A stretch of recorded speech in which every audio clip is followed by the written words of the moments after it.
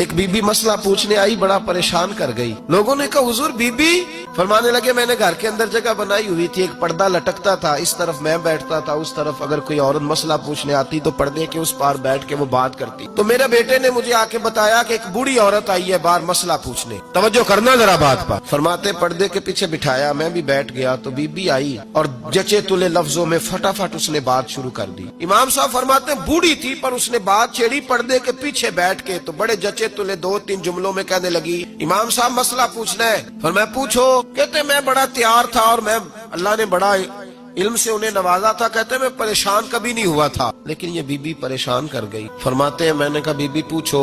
کہنے لگی حضور میں محنت کی کمائی سے روٹی کھاتی ہوں، چرخا رکھا ہوا ہے، سوت کاٹ کے اس کی کمائی کھاتی ہوں، سارا دن مزدوری کرتی ہوں، کبھی کبھی کام رہ جاتا ہے تو 14ویں کے چاند کی روشنی میں چھت پہ بیٹھ جاتی ہوں، تو چرخا کاٹ